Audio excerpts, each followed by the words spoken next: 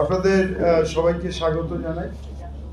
আজকের প্রেস কনফারেন্সে আমাদের মধ্যে উপস্থিত রয়েছেন মাননীয় মন্ত্রী বঙ্কিম হাজরা, মাননীয় মন্ত্রী মানস রঞ্জন ভূঁইয়া, মাননীয় মন্ত্রী পুলক রায়, মাননীয় মন্ত্রী শ্রী সুজিত বোস, মাননীয় মন্ত্রী শ্রী স্নেহাশিস চক্রবর্তী, রয়েছেন সাংসদ আমাদের স্থানীয় সাংসদ মথুরাপুরের বাপি হালদার, রয়েছেন আমাদের জেলার সহসভাধিপতি এবং চেয়ারম্যান গঙ্গাসাগর বকখালি উন্নয়ন পরিষদ শ্রীমন্ত মালিক, রয়েছেন আমাদের প্রাক্তন সাংসদ শ্রী সুভাষিস চক্রবর্তী, জেলা শাসক সুমিত গুপ্তা এবং সুন্দরবন পুলিশ জেলার এসপি কোটেশ্বর রাও।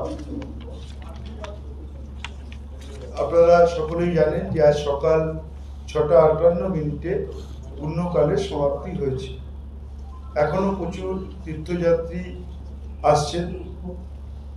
সুশৃঙ্খল ব্যবস্থাপনায় তীর্থযাত্রীরা স্নান এবং কপিলমুনি আশ্রমে পুজো অর্পণ করে নিরাপদে ফিরে যাচ্ছেন।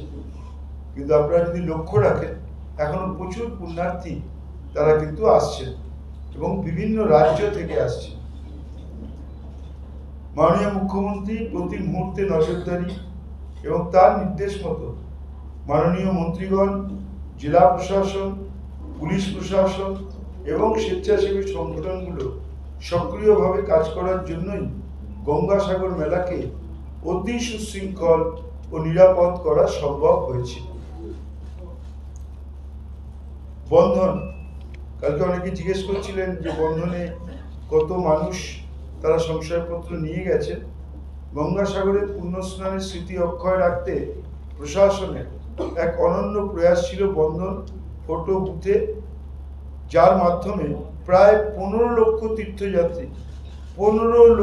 তীর্থযাত্রী সম্পূর্ণ বিনামূল্যে প্রশাসনের শুভেচ্ছা বার্তা ও নিজের ছবি সম্বলিত সংশয়পত্র পেয়েছেন। গঙ্গাসাগর মেলা আমরা বারবারই বলেছি যে দূষণমুক্ত পরিচ্ছন্ন মেলা আমরা করতে আমাদের প্রশাসন, আমাদের মুখ্যমন্ত্রী নির্দেশ দিয়েছিলেন। তাই এই বছর সাগরদ্বীপের রাস্তায় 100টি সৌর বিদ্যুৎ চালিত আলোর ব্যবস্থা করা হয়েছে। 100টি। এছাড়াও গঙ্গাসাগর মেলা প্রাঙ্গণে দূষণমুক্ত ও পরিচ্ছন্ন রাখতে 4টি প্লাস্টিক বোতল কাটার মেশিনও বসানো হয়েছে। গঙ্গাসাগর মেলায় সমুদ্র তট পরিষ্কার রাখার জন্য 3000-এরও বেশি সৈকত প্রহরী নিযুক্ত করা হয়েছে, যারা সারাক্ষণ সমুদ্র তটকে পরিষ্কার রেখেছেন। প্রায় 3000 কর্মী, তাদের অভিনন্দন জানাচ্ছি। গঙ্গাসাগর মেলাকে পরিবেশ বান্ধব রাখতে শৌচালয় ও ডাস্টবিনগুলিতে প্রায় 1,53,000 লিটার, আই রিপিট, গঙ্গাসাগর মেলাকে পরিবেশ বান্ধব রাখতে শৌচালয় ও ডাস্টবিনগুলিতে প্রায় 1,53,000 লিটার পরিবেশ বান্ধব জীবাণুনাশক হার্বাল স্প্রে ছড়িয়ে দেওয়া হয়েছে। জীবাণুনাশক হার্বাল স্প্রে। এছাড়াও মেলার পরিবেশ দূষণমুক্ত রাখতে 9 জানুয়ারি থেকে 14 জানুয়ারি পর্যন্ত মেলা প্রাঙ্গণ থেকে প্রায় 1123 মেট্রিক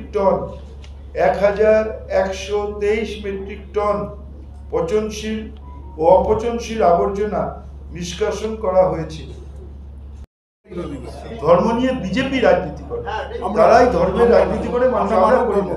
এখানে কোনো জায়গায় দেখান, এতদিন ধরে আপনারা রয়েছেন, যে কোনো জায়গায় কোনো রাজনীতির ব্যাপার আছে। জনপ্রতিনিধিরা আছেন মানুষের সেবা করার জন্য, পুণ্যার্থীদের সেবা করার জন্য, এবং 24/7 বঙ্কিম হাজরার মতো একজন সিনিয়র, মানস ভূঁইয়ার মতো সিনিয়র, তারাও কিন্তু 24 ঘন্টা রাত 3টে-4টে পর্যন্ত ঘুরে ঘুরে কোথাও কোনো মানুষের অসুবিধে আছে কিনা তারা দেখেছে। এটাই হচ্ছে আমাদের প্রশাসন। আমি আগের দিন বলেছিলাম 4টে পর্যন্ত ডিএমএসপি রাত জাগছেন প্রত্যেক দিন। আমরা চাইছি মানুষ আসছেন সুষ্ঠুভাবে স্নান করে পুজো দিয়ে যাতে তারা যেতে পারে। আমাদের একটাই লক্ষ্য, আমাদের লক্ষ্য মানব সেবা, আমাদের লক্ষ্য রাজনীতি নয়। যারা ধর্মের নামে রাজনীতি করে তারা ধর্ম এবং রাজনীতিকে মেশায়, আমরা ধর্ম আমাদের হৃদয়ে, আমাদের অন্তরে। আমাদের মুখ্যমন্ত্রী বলেছেন ধর্ম যার যার, উৎসব সবার। আমরা যে যার নিজের ধর্ম পালন করি এবং অন্যের ধর্মকে সম্মান করি এবং উৎসবে সবাই সামিল হই। এবং সেই আবেদনই করব যে যারাই কথা বলছেন, আমি কপিল মুনির কাছে আবেদন করব, প্রার্থনা করব যে তাদের যেন সুবুদ্ধির উদয় হয়, যে তারা ফিরে যেতে চান। আজকে সন্ধ্যা 7টার সময় যেখানে আপনারা থাকছেন সেখানেই সন্ধ্যা 7টায় বাস থাকবে। যদি যারা যেতে চান তারা আজকেই চলে যেতে পারবেন। সব ব্যবস্থা আমাদের সরকার এবং প্রশাসনের তরফ থেকে করা হবে এবং যারা আগামীকাল যেতে চান তাদেরও ব্যবস্থা আমাদের প্রশাসনের তরফ থেকে হবে। একটা কথা সেটা হলো, এই যে আমরা যেমন আসি এমনিতে মেলা আজকে মোটামুটি ফাঁকা হয়ে যাবে।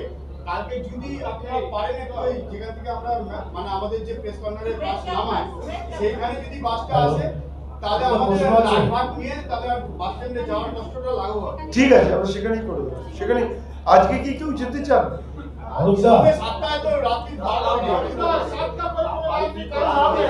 ঠিক আছে, তাহলে আমরা কালকেই